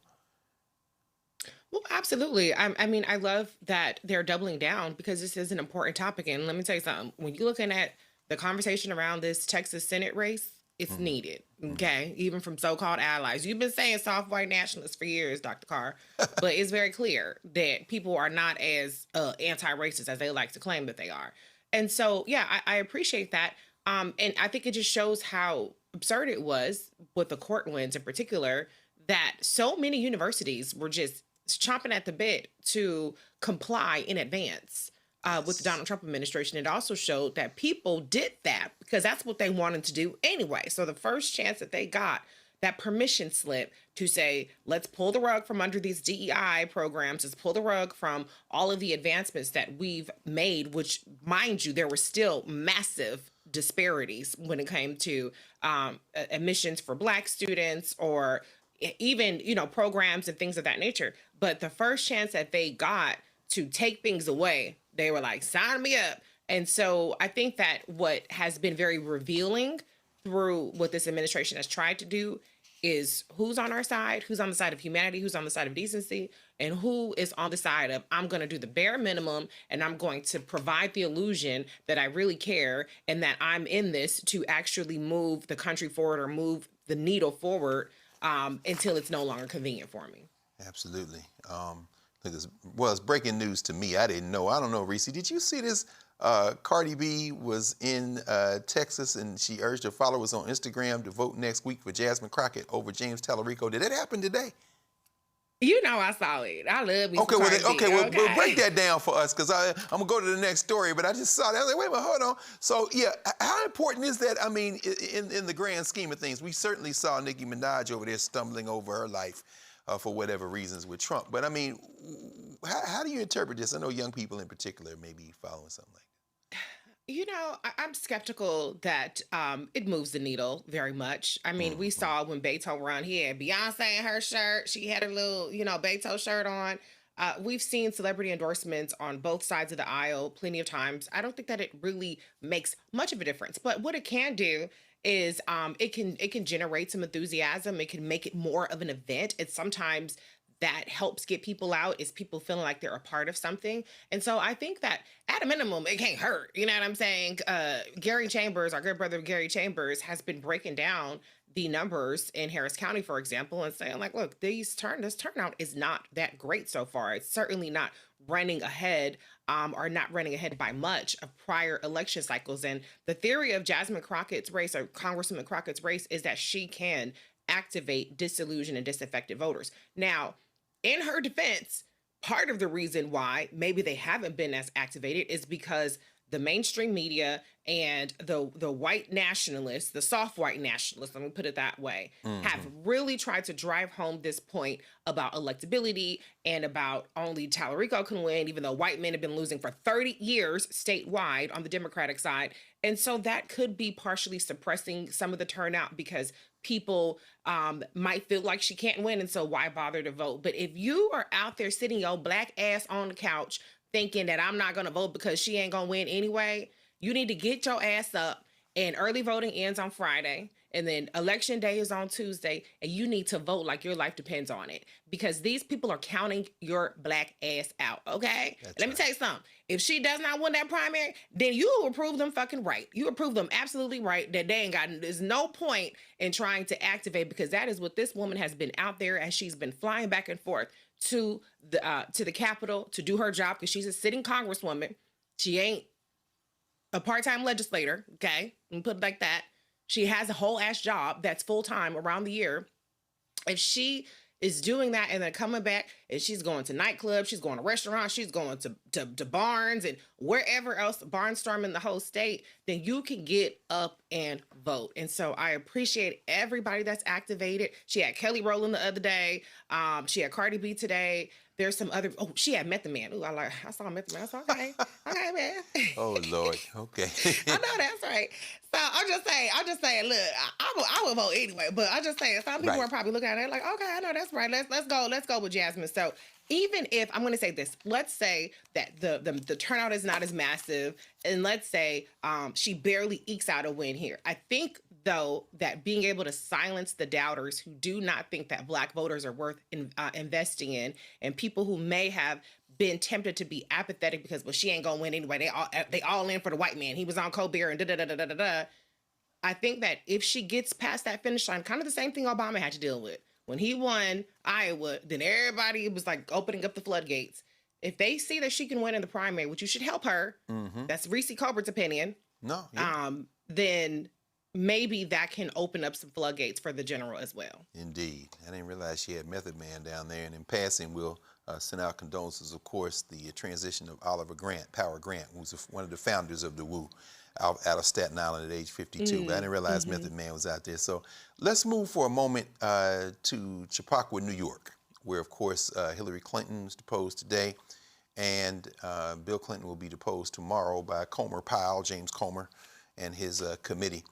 The former Secretary of State, in fact, is demanding a public deposition, that is former Secretary Hillary Clinton, after it was paused, her deposition was paused when a Republican representative, Bobo, Lauren Boebert, still around, huh, Bobo, who shared a photo of Clinton testifying with a conservative white nationalist influencer, Benny Johnson, who then posted it on social media. This action, of course, violated the committee's rules regarding depositions. During her testimony, Clinton said she was unaware of the crimes committed by Jeffrey Epstein or Ghislaine Maxwell. Her husband, former Bill Clinton, as I said, is set to testify before the oversight panel on Friday. This will be the first time a former president has been compelled to testify before the Congress. The Clintons had initially resisted the panel's subpoena, dismissing it as politically motivated. They ultimately agreed to testify as the threat of potential contempt of Congress proceedings loomed over them. I guess they lost all those other Congress people who would not testify, just like the politically inbred Jim Jordan of Ohio.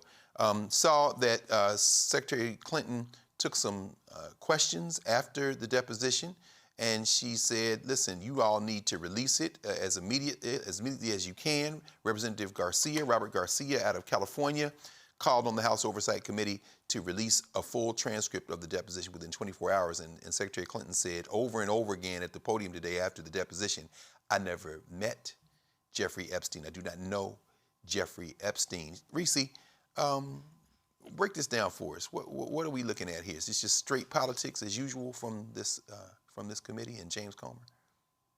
Of course it is. It's politics. It's the politics of distraction.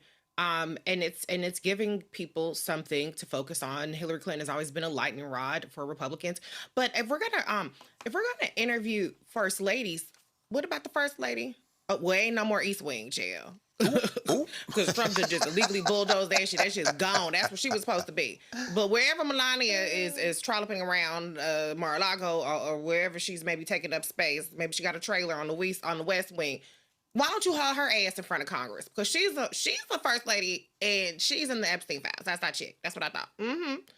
Where is her testimony at? She's more closely connected to Jeffrey Epstein than Hillary Clinton. Now, Bill Clinton, I can't vouch for him because his ass was all up and through there, all up in the pictures and all kind of shit. So whatever happens to him, child, that's not my business, and I ain't got a problem with it. That's for the prosecutors to handle. If you don't have nothing for prosecutors, then we ain't got to hear from them, okay? But in terms of Hillary, why is she in it? Why is she in it? Why is she even involved?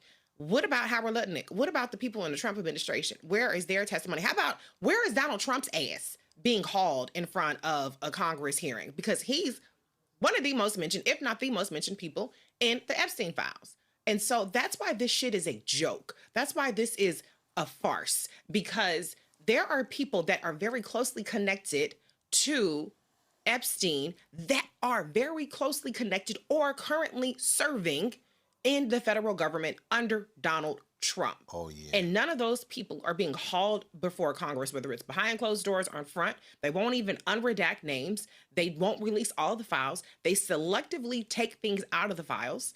And so this is really a distraction. What we should be seeing from Congress is they should be voting on that war powers resolution from Representative Ro Khanna and Representative Thomas Massey to stop Donald Trump from his march to war with Iran without even so much as having to present a shred of evidence. Hell, even fake lying evidence. We know they just lie anyway, but at least do something. So this is what they want our attention on. But the reality is this administration is doing 55 fucked up things on a daily basis that they are not being held accountable for. That's what I'm more concerned about. Yeah, no question about it. Yeah, Iran should be first and foremost in all of our minds right now, because you're absolutely right. And to those of you who have friends and family on the Gerald R. Ford or anywhere else, we're keeping you on our prayers, and we need to really, as you say, reevaluate where our focus is. We have a story out of Buffalo, New York. A refugee from Burma has been found dead in Buffalo, New York, days after being released from custody and dropped off at a coffee shop by the U.S. Border Patrol. Lord have mercy. Police say Nurul Amin Shah Alam, a blind father of two who spoke limited English, was found dead on Tuesday, February 24th, on Perry Street. He had been reported missing after his release on February 19th. The Erie County Sheriff's Office says Border Patrol agents took custody of Shah Alam after bond was posted on reduced charges tied to a 2025 arrest. Customs and Border Protection says agents gave him a, quote, courtesy ride, really, to a Tim Hortons near his last known address, and that he showed no signs of distress. The Erie County Medical Examiner ruled his death health-related, with exposure and homicide ruled out. And Cole asked Buffalo, what kind of medical exam? Buffalo's mayor, Sean Ryan, is calling the death preventable and is demanding answers as the investigation continues. Here's what he had to say, Sean Ryan's statement. And the statement is as follows, quote, the preventable death of Nurul Amin Shah Alam is deeply disturbing and a dereliction of duty by the U.S. Customs and Border Protection.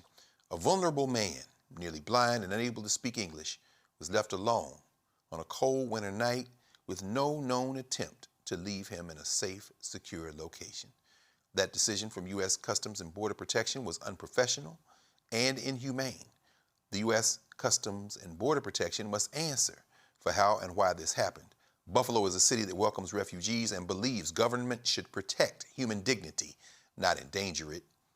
U.S. Customs and Border Protection failed that basic standard, end quote. But of course they failed that basic standard. These racist brown shirts, pieces of men with tissue paper over the bottom of their faces to hide their shrunken manhood. Reese, this escalation and this war on people, particularly non-whites, I don't call them people of color. White people have color too. But, you know, when is this going to end? What do we have to do to make sure that it ends? Well, first of all, we have to stop giving these people a permission slip. That's what people did when they voted, not only for Donald Trump, but when they voted for a Republican trifecta. Congress is, I don't want to say neutered, because that assumes that there's some passiveness to what's happening. They are actively complicit. They're actively actually co-conspirators in what is happening, because we see this administration operating with impunity, breaking the law in every possible way that you can break the law. and signing memos and signing executive orders that have no legal teeth, but they are empowered to do so because who's going to check them, boo? That's exactly and so as long as the people that are being, let me take it back. I was going to say, as long as people that are being victimized look like him, then this isn't going to change. But guess what? How long of a story was Alex Preddy and Renee Good? That's right. Those were two white names that I didn't even hear one time. And Donald Trump's We Shall Overcome White People Awards ceremony, also known as the State of the Union, where he talked about every white person that's ever come everything, and white people didn't get killed by this person, by that legal person, and all kind of shit. Alex Preddy and Renee Good were not talked about at all. That's right. During that 2 hours.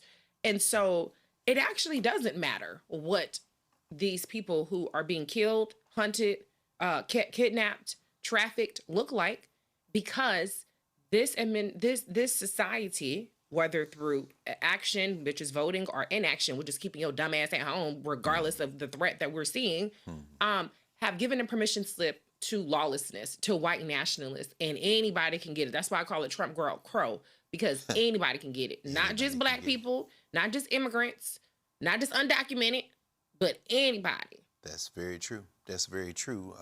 Before we go to break, we will note, and thank you, Reese, for expanding that to say society. That is that today is the 14th anniversary of the killing of Trayvon Martin in Sanford, Florida. So we want to take a moment here and, of course, continue to think about Tracy Martin Sr. and Sabrina Fulton, of course, and particularly Sister Sabrina has done so much work. We know that they lost their child, 14 years ago today. So you're watching Roland Martin Unfiltered on the Black Star Network. We will be right back.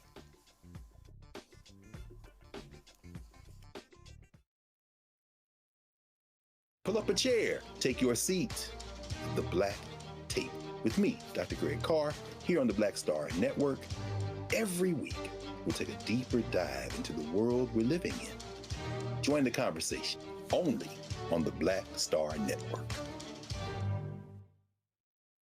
I'm Ryan Wilson, CEO and co-founder of The Gathering Spot, and you're watching Roland Martin Unfiltered on the Black Star Network.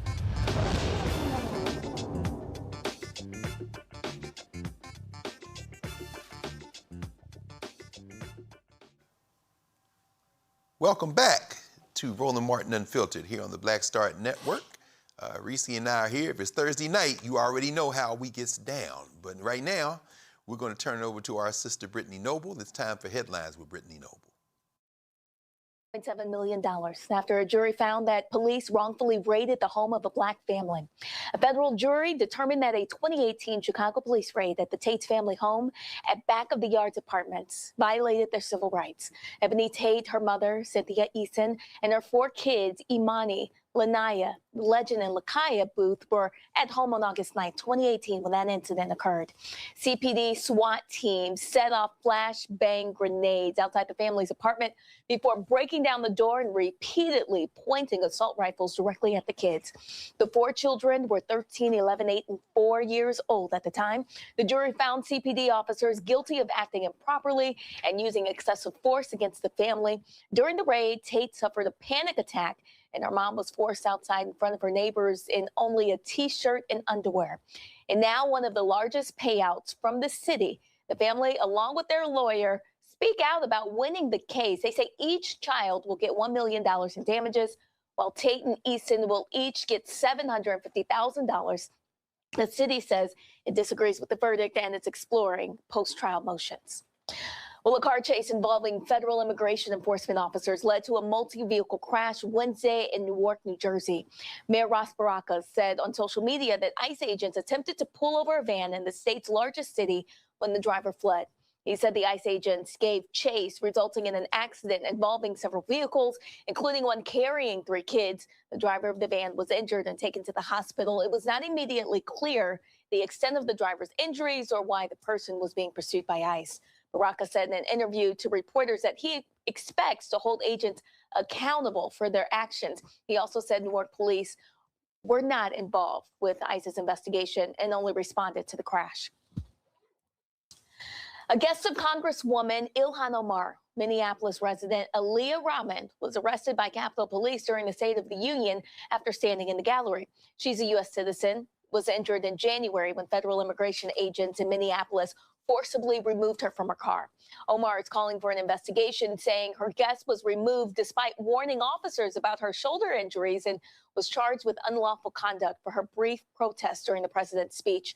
Rahman talks about the moments leading up to her arrest. Capitol Police say that Rahman began demonstrating around 10:07 p.m.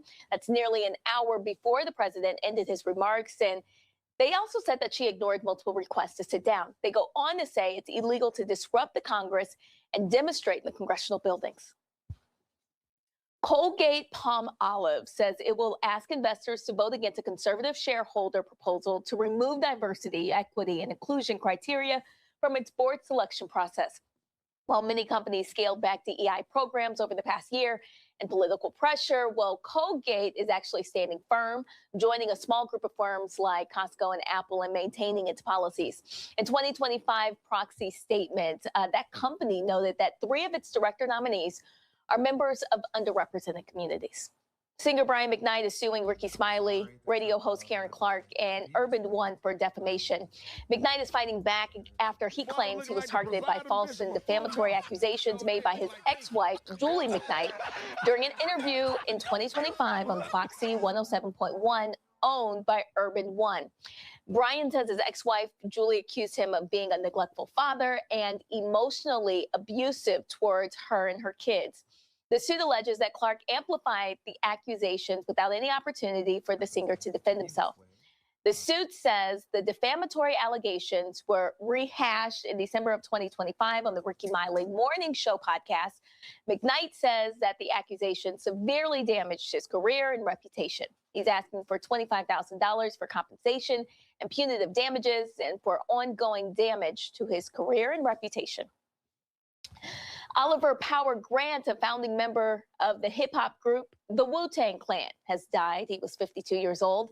The Staten Island-based hip-hop collective confirmed his death Wednesday, February 25th, through an X post. Rest in power, the group wrote alongside a video showing interview clips of the foundational member. No further details were shared about Grant's cause or manner of death. On Tuesday, February 24th, Grammy-winning rapper and also a founding member of the group in 1990, Method Man reported Grant's death on Instagram. Greg? Thank you. Thank you very much, Brittany. And everyone make sure, and one of the exciting new shows has been rolled out here at the Black Star Network, Catch the Breakdown with Brittany Noble on the Black Star Network, Monday through Friday at 12 p.m. Eastern Standard Time. Lot going on this weekend. Reese, we're expecting you on Channel 126, Sirius Urban View, where talk empowers and becomes action. On Saturday from 3 to 4, period. The Reese Cover Show. It's 2 to 4, honey. I got 2 to 4. 2 hours. Oh, I'm sorry. I'm tripping. You know, I know better than that. Plus, you be on with Clay, too. So, you know, we go all Reese all the time, though, because you got the full spectrum covered. So that's what I'm talking about. Shout out to Sankofa Video and Books. On Friday, tomorrow, there's a free screening at 10 a.m. If you're a high school student in the DMV or outside of DMV, if you can make it to the Lincoln Theater on U Street, the new film by Haile Gerima, 10 hours, 5-episode documentary. They're going to screen about an hour of it for high school students tomorrow morning at 10 a.m. for free. Black Lions, Roman Wolves. We talked with Haile and Shriek Gerima on the Black Table for a new session at the Black Table. So check out that conversation. And that evening, tomorrow evening at 7 p.m., there's a gala. It's a fundraiser and a support for Sankofa. Go to sankofa.com for more on that. So that does it for us here at Roland Martin Unfiltered. Thanks, Roland, for letting us fly the mothership for this last hour, for trusting Reese and I. And thank everybody here. You know, Carol called, say, okay, get in that seat. Yes, ma'am. You know, I got to do that. So Roland will be back tomorrow. Have fun out there in L.A., California, the city of angels.